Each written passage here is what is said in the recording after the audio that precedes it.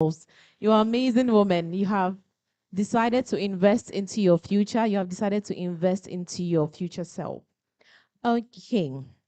So, the woman in the arena. I think that the theme for this summit is really, really powerful. And most of the times, when we think of impactful women, when we think of women who are making it in life, we can call the Kamala Harrises, we can call out the Oprah Winfreys, we can call out so many other women. And I want you guys to think about this question. When we mention the names of all these women, what do they all have in common? Breathtaking results and breaking the status quo. That is what, and as you have decided to be part of this event, as you have decided to be part of this meeting, you are also setting up yourself to be the woman in the arena. You are also setting up yourself to be a woman who breaks the limitations and who sets new standard for other women in the society.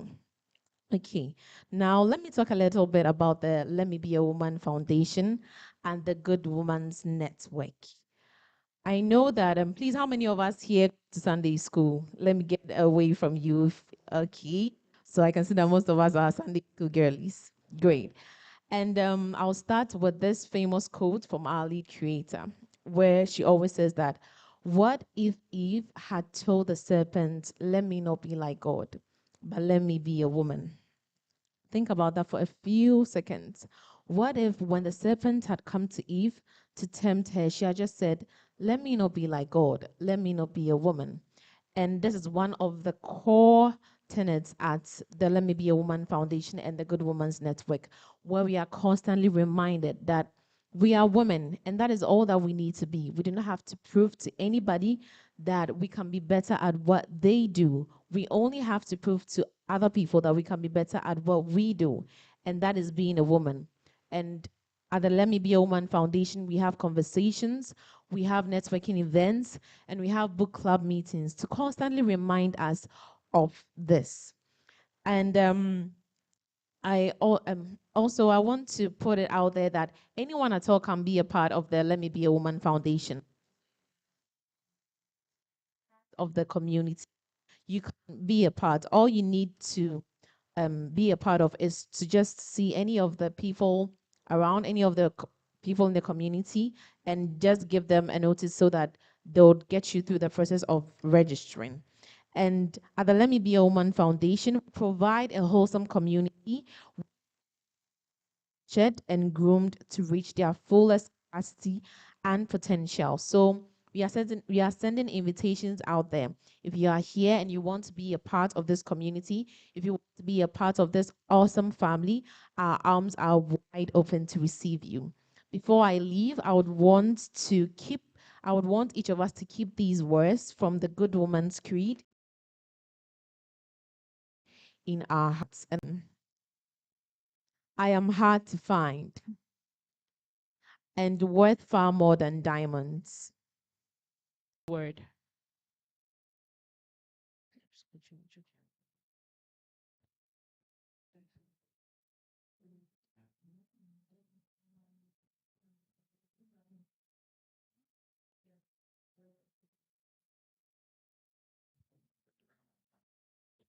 Whilst we wait for the media,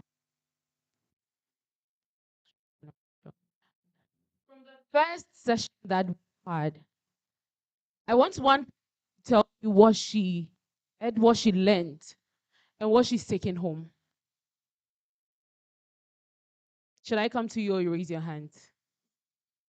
I should go. Okay. My boss says I should come to you. Okay. Beautiful woman in green. So I can say what I learned is you don't need money to start a business. You don't need money to start a business. You need the ideas to start up a business. Yeah. She says that you need money to start up a business. You need an idea. You start with an idea. Who else? Don't worry, we'll go deep into entrepreneurship. Okay. Can you come, please?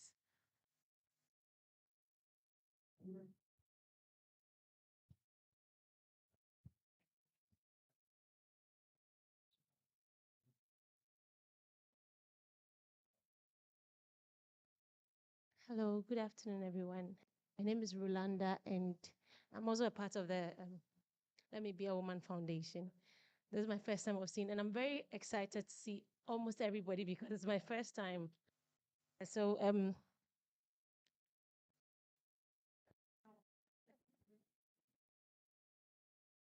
it took me a lot of courage to stand up and come and take the microphone.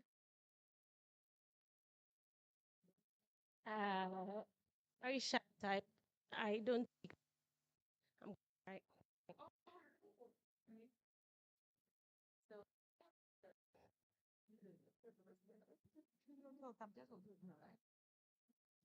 okay, so I've had this fear problem for a long time, and I think I've been developing myself as Zoe has been doing, Miss Zoe has been doing, and I've seen progress actually.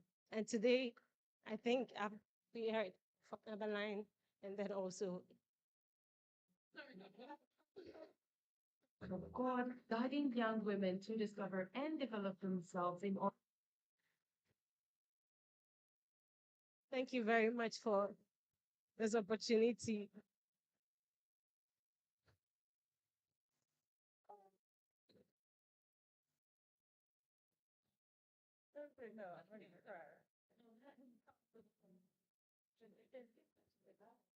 There's power in allowing I've yourself really to be to learn known a lot, and and I'm heard. hoping to learn more while I'm part of the foundation.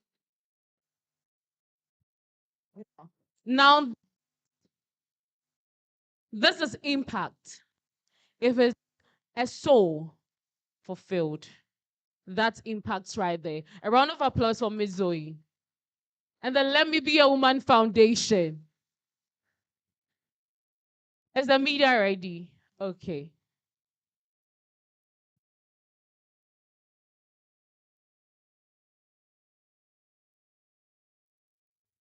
There is power in allowing yourself to be known and heard, in owning your unique story, in using your authentic voice. Hi, my name is Zoe Louise, and this is the Let Me Be a Woman story.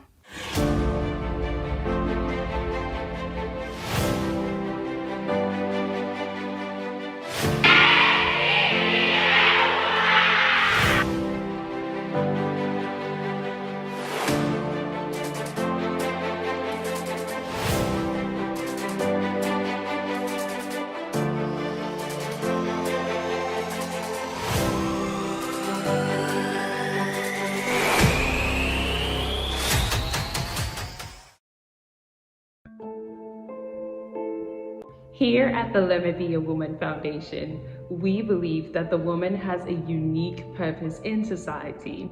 Inspired by the words of Elizabeth Elliot, what if Eve had said to the serpent, "Let me not be like God, but let me be a woman, just what he made me to be"? We are a women led, women focused organization that seeks to help young women understand and accept who they are and strive to become the highest, truest versions of themselves through intentional growth and development programs. Since 2019, we've been committed to creating the platforms and opportunities for young women to discover and develop themselves while making a difference in the lives of others through service. Our community is driven by these three main commitments. First, nurturing personal development through a knowledge of God, guiding young women to discover and develop themselves in order to live from their highest potential. Secondly, we're committed to making a significant contribution towards the achievement of SDGs 3, 4, and 8 through female reproductive health education and support, helping to provide quality education in underserved communities, and offering skills and business development programs to our young people. In the last 5 years, the Let Me Be a Woman Foundation has reached over 300 girls in our efforts to increase female reproductive health awareness, have supported 3 pregnant teenagers, providing them with resources and business supports they need to thrive as young mothers, and are currently working on our latest cohort of teen moms and pregnant teens, where we offer education, business development skills, and professional support throughout their journey of pregnancy and as young moms. By the end of 2023, more than 600 young people had been reached in our accelerated Pathfinder workshop, where we empower young people to harness their unique talents and abilities to create economically empowering ventures while delivering to them tools available on the internet to scale their ideas. We believe that by 2030, more than 1 million young Africans will be greatly impacted by the work of the Let Me Be a Woman Foundation. Finally, we create the platforms for our members to serve and make a difference in society whilst connecting and building healthy relationships with other women on a similar journey. We love the quote by Dr. Kweji Agri that says, if you educate a man, you educate an individual, but if you educate a woman, you educate a nation. We believe that women have the capacity to move families, communities, nations, and industries. So join us on our journey to let the woman be the best of who she was made to be, creating a powerful, positive impact in society. My name is Zoe Louise, and I am the founder and lead curator of the Let Me Be a Woman Foundation. Let Me Be a Woman Foundation, raising the next generation of good women.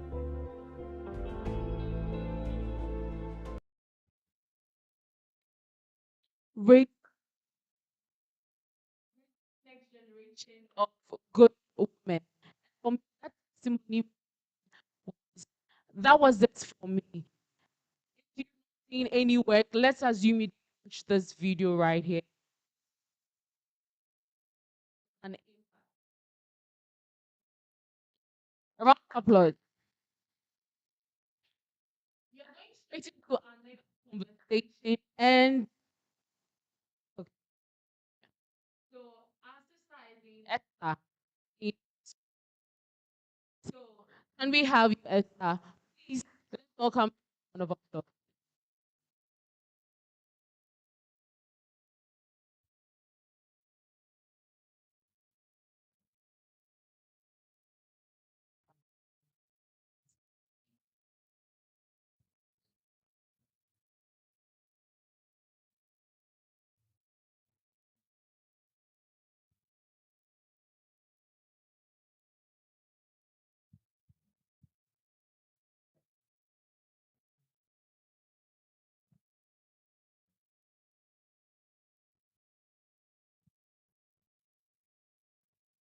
Good day, everyone. My name is Esther Chiakumia Poet, and it's all about a woman in the arena.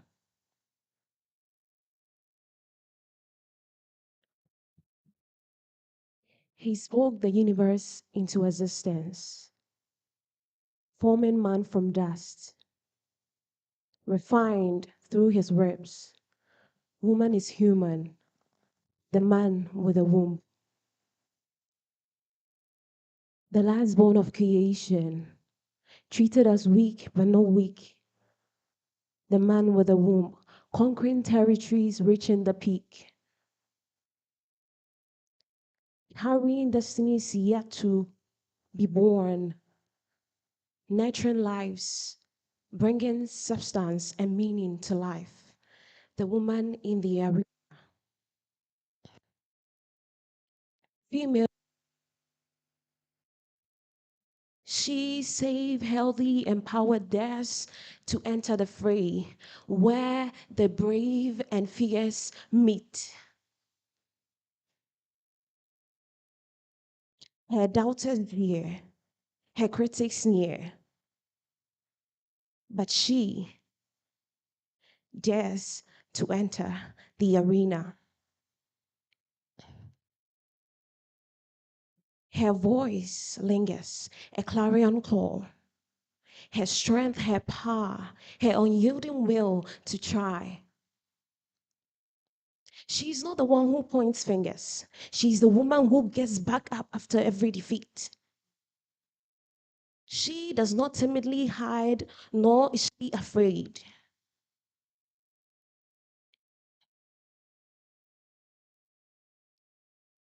She is the woman in the arena.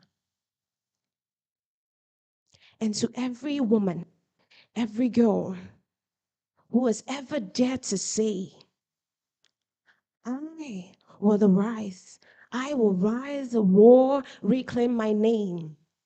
She is the woman in the arena, and her legacy will remain a testament of her strength, her courage, and her unwillingness, her unyielding willingness to try. And in all these, do not forget that she's got God in the midst of it all. Thank you.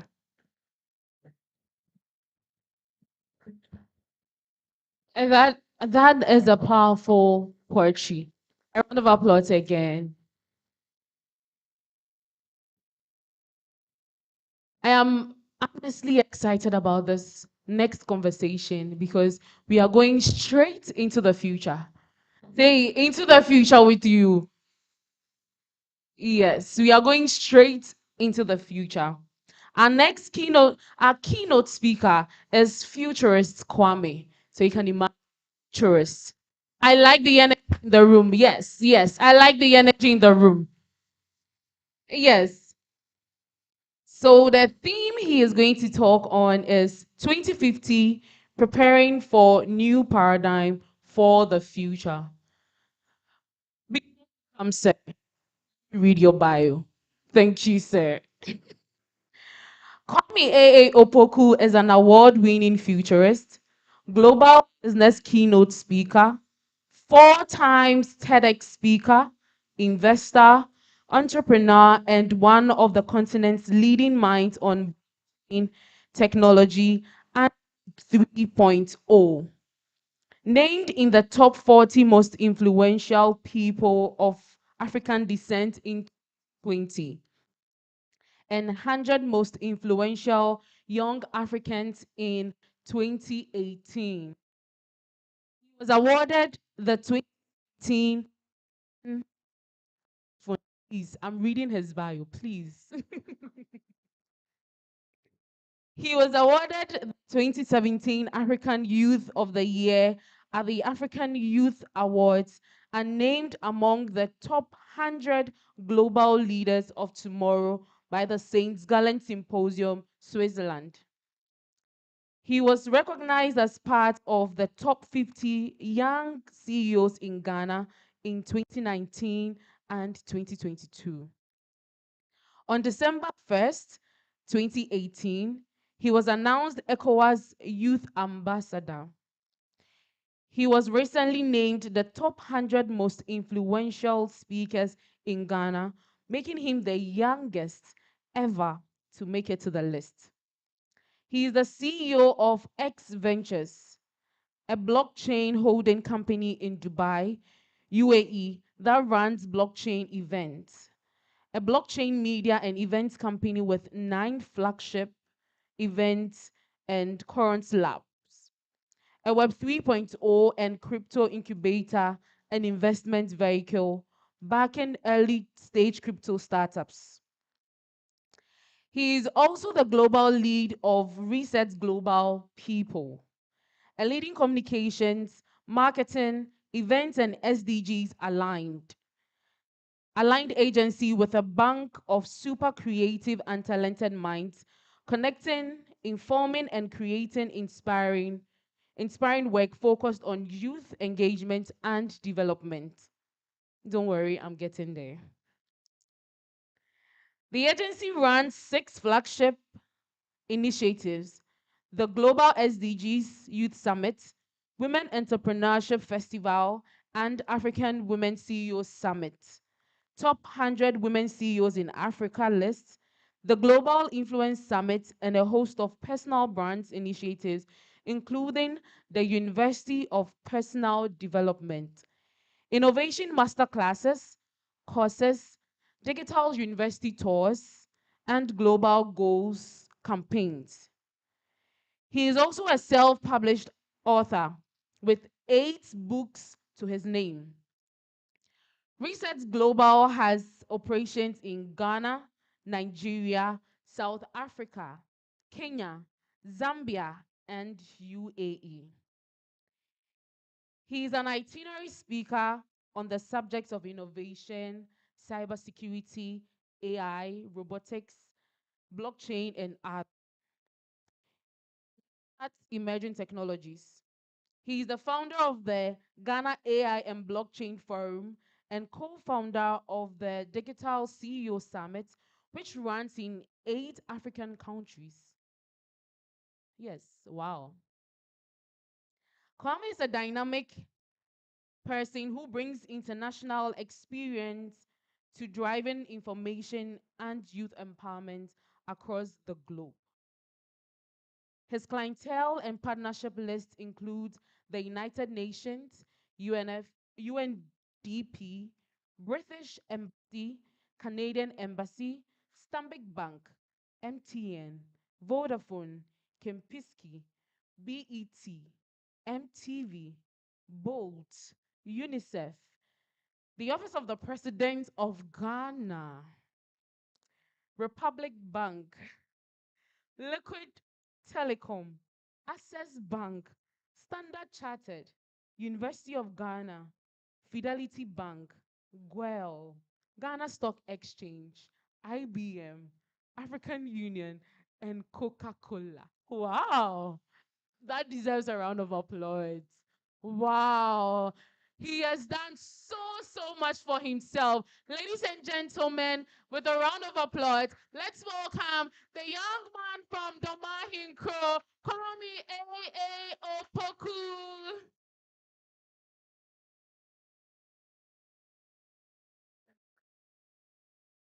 All right. Hi, everyone.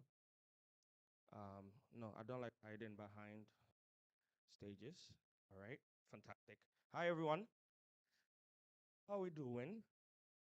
I don't know what they were or who they were talking about. That was definitely not me. I'm impressed by who that person is. Hi. Those at the back, I was at the back, so I know what's going on. So you are my focus. I'm looking at you people till we die. Before I do pleasantries, the men in this room need a representative. So I'm going to be the representative. So in the creed of the women, Bema, the women said they are the price. So who will pay? Never bro. So now the boys have decided we are also going to do the International Good Men Summit. The only problem is that you see that somebody was shy, they got a hug. If it was men, forgive. If it was a man, we'll give you blow and you sit down. Because we don't have time. Right. I want to quickly, I have those who know me, 16 minutes and 16 seconds. If you know what that means, you put your hand on your head and cry. But I want to recognize a few people that I know. First of all, I want to recognize you for being here, so celebrate yourself. I want to recognize two powerful sisters of mine who were on the panel earlier. One of them, Yahasalache, you know. Emma is that person. I can text her at 2 a.m. and she would reply. And she has an amazing, phenomenal love for Africa. About 2, 3 years ago, there was a virus that came, and a lot of those of us who believed in Africa, Africa didn't believe in us. So we decided to stop believing in Africa. Emma wouldn't stop. She won't stop. So please let's celebrate Emma Date. She wields an exceptional catalog in terms of her experience. So if you're a woman here, business, HR, especially HR, she's a queen con in HR. So that's it. The other one, I call her the queen of branding. it may be the whole of Africa, both technical and personal. How do you say it? Somebody help me. Did you guys hear that? I see your teeth has a unique color. If you are my friend or sister and you say that to me, I will block you. I'll talk to you again. Renee will tell you the hard things. Did you guys feel that on the panel? Renee says the truth. Kelly, she will say it. You can go and cry later. She will hug you, but she has said it. You can cry later. And she has been a phenomenal support. I remember when Let Me Be a Woman started, what, 5 years ago? Um, when it was like just 5 people and 6 people and 7 people, Renee was there. And today it's like 50, 60 people, Renee is here. When it's 6,000 people, Renee will be there. And when it's 60,000 people, Renee will be there. So she's my sister forever. I love her. We're two musketeers. When we try to be troubling, it's amazing what we can do. So absolutely great to have you here. The last time I spoke, actually, because I'm on break from speaking. But for those of you, any married people in this building, you see your hand? All right, fantastic. Anybody who is married understands a little. I'm too young in marriage to say, but if you're married, I'm sure you understand a little bit of the concept of prison mates. Yes. I'm actually on break. I'm not supposed to be speaking, but my prison mate said, you have to, we'll go into 2050. I want to celebrate Kwesi Otin Desmond COD and Moses B. Arthur. Um, Also, guys, what do you think about the stage? Do you love it? The guys that put it together, where is David? David has been with us for almost 7, 8 years now. He is the most phenomenal event producer. And okay, David, give me a wave. Can we celebrate David? All right. The only thing is we don't do weddings. So, or do we do weddings, David? We don't do weddings. Yes, we don't. But if you want to do any form of event, David was with me 7, 8 years ago when he only had one screen. Like all David had under his event company was a screen like this. And, and we were together. So to see him still here is amazing. Now, we're going to have a conversation about 2050. Um, what I want to do is help you to think differently. That's my assignment here, to help you to think differently. Now, the way I speak is it's you and I, right? So if I lose eye contact, I will come and give you a hug because I see that women like hugs. If I see that you are not paying attention, I will let the boys at the back come and give you blow. So, all right, this is not necessary. I want us to have a conversation about the past. Where did it go? Okay, we're back. The present and the future. My professional title is futurist. What I do is I help people utilize qualitative and quantitative data to assign probabilities to tomorrow based on data that is available to us. So I'm not a prophet. I don't prophesy. I look at data and we say, based on what's happening today, this is what we think will happen tomorrow. My topic that they gave me to actually dive into is a new paradigm of thinking for 2050. New paradigm of thinking. So what I'm going to do is I'm going to do the normal, technical, boring stuff. It will get fun very, very soon, so follow me. The idea is to understand what paradigms are. Paradigms basically set rules of any game. If you think about business, parenting, churches, anything at all we do, paradigms actually set the rules of the game. They establish the boundaries on how we behave, how we become successful. That's how our world is influenced. Everything we do is influenced by paradigms. The problem with paradigms, however, is that oftentimes paradigms shift, paradigms change. The bigger problem with paradigms when they change is those who were masters of the pre existing paradigm do not want to move to the new one because it is costly and it is new. And so they decide being where I am king is better. Now, the problem with that is it can really, really be a bad one. So let me see if I have any movie lovers in this room. Anybody who really loves movies and watches them? Anybody like that? Show your hands. Don't worry, we're doing this together. Fantastic. Has anybody seen this movie before? Minority Report. Have one person? Anybody else? All right. First assignment for the day when you get home today, what are we going to do? We're going to watch Minority Report. Why? Because in Minority Report, there's a guy in there called Tom Cruise. Tom Cruise is the lead actor in this movie. And what Tom actually does is he works in a police station. All right. All right. Fantastic. Let's give them the time to excuse us. Can we give Renee a round of applause? Are you giving Renee a round of applause, please? All right. So Tom Cruise works in a police station, right? The department that he works in is called pre-crime. Somebody say pre-crime. I can hear you say pre-crime. What's the idea of pre-crime? Very simple.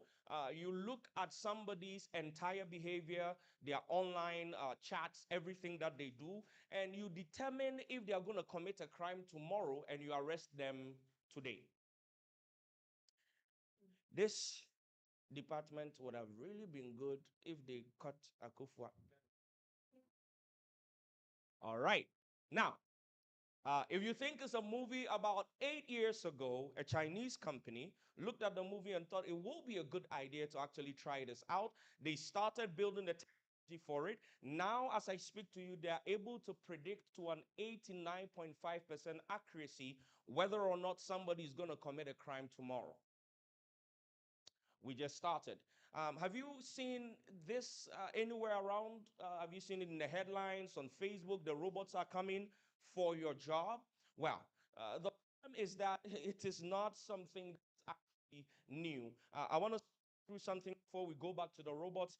A lot of us, in fact, all of humanity, we start from a very local kind of environment. I grew up in a village. There are a lot of dada bees here, so you might not be able to relate to some of the stuff I'm about to talk about.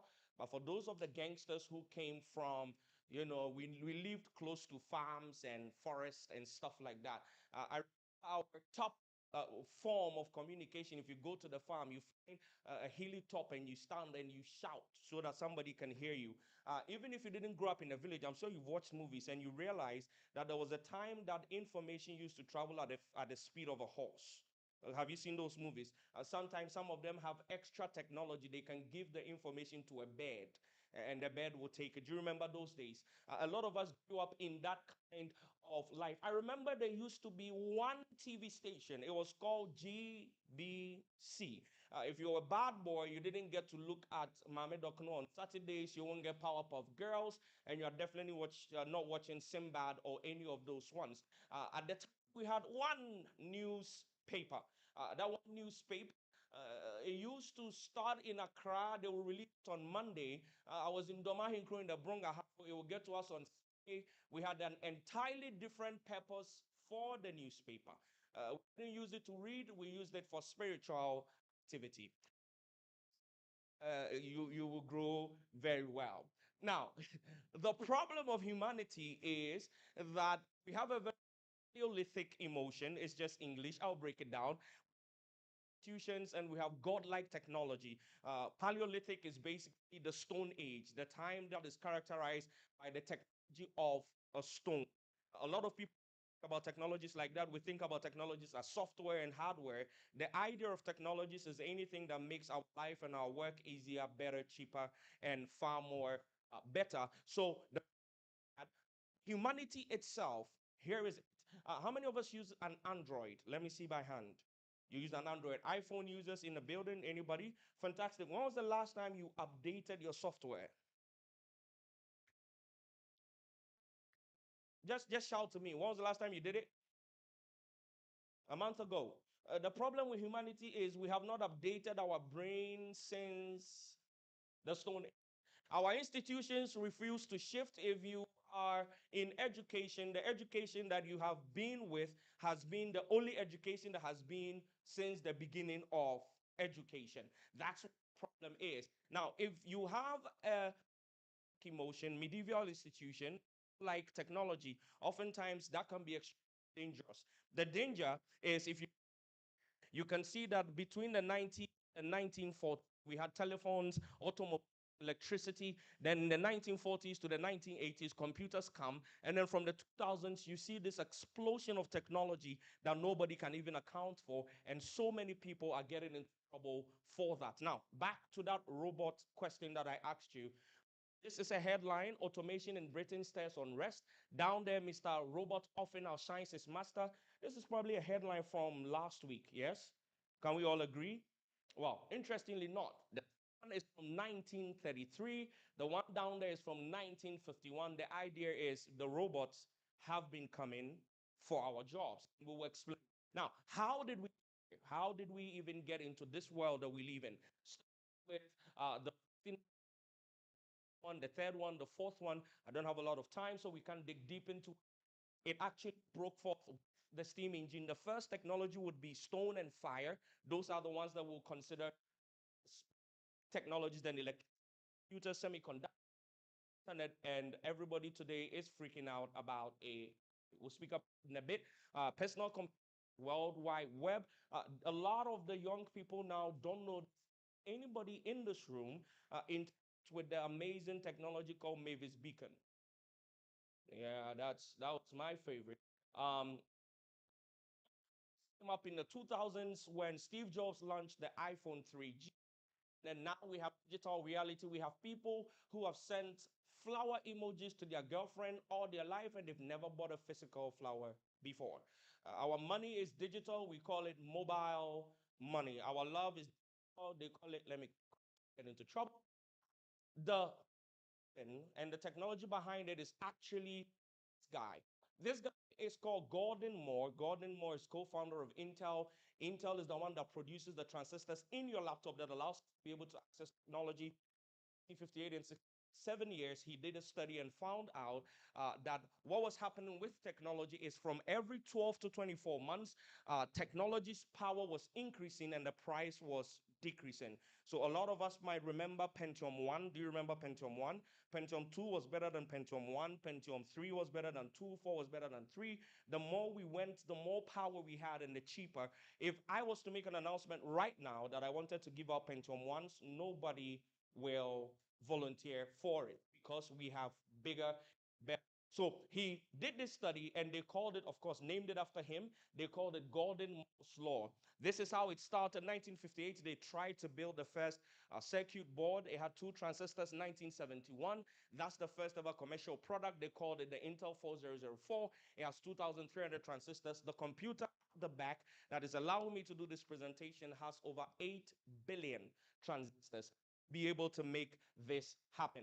If you really want to understand Gordon Moore's law, and I'll never forget this when you leave here, every 12 to 24 months, computing power would go up and the price would go down. Fantastic. Y'all are very honest. Now, first ever commercial GPS receiver, the thing in your phone that allows you to be able to send your location to someone or order an Uber. This is the first one that was ever built. It was $120,000 to be able to build or buy one, and today it's less than a cent and it's in your phone and you've never seen it before. On the left, what do you think this is? Anybody can volunteer and tell me what they think what that is on the one in the airplane. You just have to look at what's on the right and you will get it. What is it? Did somebody say the plane engine? Jesus is Lord. Siodi, you said it. And talk to me. It's a storage. Fantastic. That's a storage. How much storage do you think this thing has? How many megabytes? 1 megabyte? 1,000 megabytes? This thing was 5 kilobytes. You needed an aeroplane to carry it. This is the IBM 503. You should probably read about it. That is it being moved from one place to the other. You have at the back, I saw a drive that is about 1 terabyte. If you try to bring it to this, you can imagine how many you will need to actually have that of capacity. On the left, these are the things that used to be considered DB. I grew up in that world. I used to have a Walkman. You could listen to one artist at a time. If it's R. Kelly, it's R. Kelly till you die. When your favorite part of the song goes, you have to put a pen inside the cassette and you do this. People don't know today, they just hit crack and the song is going, and you people are just enjoying. That's the world I came from. We had camcorders, we had cassette players, we had DVDs, we had there was was it VCD? What was that called? VCD, right? We had all sorts of things. Today, every single one of them is on your phone. The interesting thing, for every single one of those items that became an app in your phone, somebody lost their job. All right, don't panic yet. There is better reason to panic. We'll get very soon. If you look at the last 1,000 years, the way technology is moving insane. Again, we don't have a lot of time. 15 jobs that didn't exist 15 years ago, you couldn't even say any of these things. I still, for the life of me, cannot explain to my mother what I do for a living. Uh, social data scientist, podcast producer, AI related jobs, content manager, brand manager, cloud architect, SEO analyst, on and on and on. We used to have taxis. Right now, the Uber and the Bolts have taken over, Yango and the rest. There used to be physical bookstores and libraries. Now, Amazon has taken over. We used to have Skype. We used to have long distance. Now, Skype has taken over. Um, Craigslist has taken over classifieds, and Google has actually taken over research libraries. And if you are in the hotel chain, if any of you has worked in hospitality, I don't know how you go about any of this, because before you can call a meeting and say we need to build new room and add it into the hotel, you need to call finance, you need to call procurement, you need HR, you need to call all of those people. By the time you're done, somebody has taken a picture of their room that they're not using. They have already decorated it. They've clicked upload, and with 5 MB, Airbnb has a new room. If you're in the hotel business, how do you compete with that? The problem is no business school is looking at this and saying there are new business models, so we need to update our curriculum. All right. Average lifespan of a has drastically dropped from 67 years. Let us go to the kitchen. Any foodies here? I didn't come to, I didn't know it was called foodie. When I was young, we used to say I'm a foodian. And you people want to confuse everything, you add English to it. What has technology got to do with a kitchen? For those of you who are foodies, if you're here and you can cook 2,000 meals perfectly, show by hand. 2,000 meals, you can do it. We have a vampire here. We need to look ahead later. I okay, I qualify half foodie. Those in my house, if you cringe or not, you will sleep in the house. But the point is, I cannot even cook water well. I can still hear my house people laughing. We'll have a meeting later. Why did I bring food? This was about 6 years ago. Molly Robotics built a robot in the kitchen that could cook 2,000 meals perfectly. And I started from the kitchen because a lot of us don't just know how much technology has evaded our lives. That's why I decided to start from the kitchen. On or on the right, which one is the real meat and which one was printed? Can you identify it for me? Those two things are meat. One is from an animal, one was printed. How many of us have had 3D printed food? Fantastic. Can you tell the difference? Which one is the real beef and which one was printed? Let me leave your confusion for you. About 8 years ago, Apple's supplier, Foxconn, replaced 60,000 of their workers with robots in their Chinese factory. A home like this can be built in less than 24 hours. Researchers connected the human brain to the internet for the first time. What does this mean for education? That your child's brain can be connected to Google, and whenever they want information, they can go click and they have that information at their fingertips. GPT came up, this is what actually got people to start waking up to what is happening in the world. ChatGPT already has passed the it has passed a law exam, it has passed the medical school exam. February 22nd last year, this company, Do Not Pay.ai, was going to bring the first ever AI lawyer into the courtroom. They were going to put an earpod in somebody's ear. The AI lawyer was going to tell the person who knew nothing about law what to say, and they were going to defend the. And of course, human beings. And remember the paradigm conversation? We're talking about paradigms, by the way. Look at what he says. Good morning, bad news. After receiving threats from state bar prosecutors, it seems likely that they will put me in jail for 6 months if I bring this robot lawyer into the courtroom. Paradigms. We'll get there soon. Self-driving got a shipment across country 10 hours faster. It doesn't need to stop to take a piss. It doesn't need to stop to buy juice from the shop. Nothing like that. It gets in. It is all the way till the end. This is already happening. Drone buses. I know that Dubai is actually piloting this. They are working out traffic regulations with NASA and the like. If this thing starts chasing you, I don't know where you're going. You cannot bribe it. You cannot stop it. You can do nothing. You are in trouble. Ladies, this is how we could be given birth in the future. This idea is from a company called Ectolife. The idea is that we should be able to give birth, but it should be pain free. So a man and a woman can go and they can put the things together for them and they can grow the baby in an incubator that mimics every natural thing the stomach is supposed to have.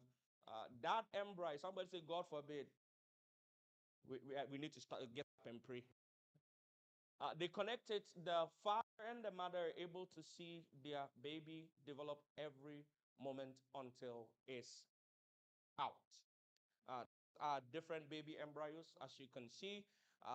Issues of ethics, because if you look at this, anybody in health here, doctors, nurses, pharmacists, there midwives, there's something called CRISPR-Cas9, CRISPR-CAS, and the number 9.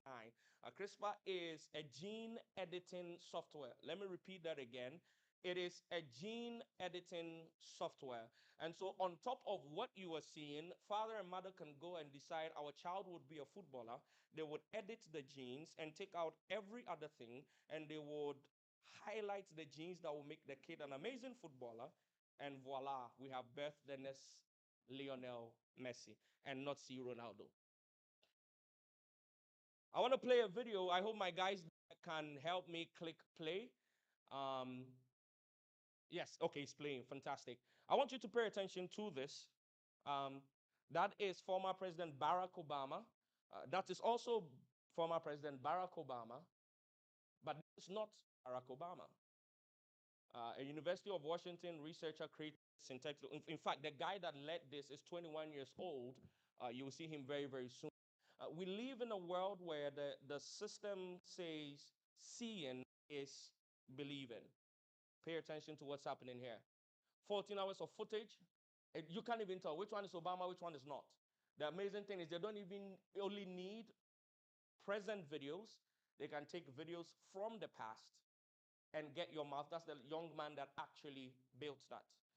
This was about 6 years ago. Now there are apps that you can download and you can get anybody's mouth to say anything. When we see, so if you're a pastor, if you're a CEO, and you wake up tomorrow morning, there's a video trending online of you saying, "My company is fraud. Don't buy from me." How do you defend that it is not me? This morning, Jonathan McReynolds, the gospel artist, has a video out because somebody has used AI to create a TikTok page and is taking money and saying things. And I'm looking at the AI, and Jonathan, the real one, looks like the AI to me. The AI looks like the real Jonathan, and now I can't make sense of it. An estimated 70% of all jobs in 2030 haven't even been invented yet. Playlist scientists, what does that even mean? There are professional meme posters, not makers, posters. Their life is to wake up and post memes. Other jobs for you: memory augmentation therapist, plant educator, nano weapon specialist, diffractive optics modeler. The question is, what course in your school is preparing you for this?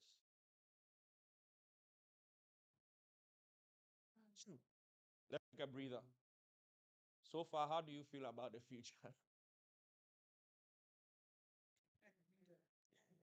How do you feel about the future? Now, if you are not concerned from the point of your job, if you're not concerned from the point of your skills, you're going to have kids in a world where augmented reality is an he doesn't talk much. Find out after I stayed with them for a bit during the COVID, found out Dylan is actually the back to paradigms now. Used to be we could extrapolate forward and look at what's happening today and determine what's going to happen tomorrow. That's not happening anymore. We can't extrapolate the past into the future, and we can't even do the same by looking at the present. Everything that's coming. Guys, do you realize that for you to be able to have a phone that you click something and somebody at the other side of the world, their image appears on it? 20 years ago, that was called juju. And I know a particular group of people, please, I'm playing, and we are all joking, don't try. I know a particular group of people, they used to do this technology with water. They will call your image and it would appear in the water. And when they speak to you, whether augmented or real reality, you will respond. Now, the issue with tech is technology actually knows the logic of everything is technologos, technology, but it doesn't have the meaning of anything. If you want to be able to position yourself for the next 50 years, the first thing you need to understand is that uniquely human skills are the most important thing. So emotions, creativity, ethics, empathy, consciousness, values, mystery, compassion, and intuition. These are the things. Again, there's no curriculum in the world that's teaching our kids or even us any of these things. Uh, if you look up there, very important for you to see, look at the hierarchy of what we bring to the table. At the bottom is data and information is self-generated by how we relate to each other. At the top of it is intellect or intellectual knowledge and logic. That is the part that you can never beat technology. On top of that is deeper knowledge, tacit knowledge, understanding, wisdom, and purpose. And those are the things the robots and technology can never, ever do. Now, down there, we can see maybe the screen is not too clear, but the difference between explicit knowledge and tacit knowledge. Explicit knowledge that can easily be expressed and codified and recorded. It's objective and logical. It's easily transferable. When you go to tacit, this is knowledge that is actually expressed not too easily. It's subjective, it's cognitive, it's experiential. You can't codify it. It's very difficult to transfer. And that's what humans have when you look at what we bring to the table. Problem with education, it needs to move from instruction and it needs to go to discovery. Education must shift from instruction, from imposing of stencils on the brain, pens as it were, to discovery, to probing and exploring, and to the recognition of different language forms. You want to have certain scales of the future that would actually help you. You want to pay attention to sense making, social intelligence, novel and adaptive thinking, cross-cultural competencies, computational thinking, transdisciplinary design mindset, cognitive node management, virtual collaboration, and new media literacy. We don't just need reskilling, we need to also rehumanize. We need to imagine a future and look at how we can actually create it. We need to move from efficiency and performance. We need to think about agency, consciousness, imagination, intuition, those things that I mentioned before, resilience and agility, creativity, entrepreneurship, and courage. Again, imagining the future may be more important than analyzing the past because today resources are not the problem, imagination is. Now, as I wrap up, a few things for you to consider. Prioritize imagination, intuition, and human agency. Go beyond efficiency and functioning. Why? Because technology will be able to do those stuff better. And the artificial separation of school and life, learning and work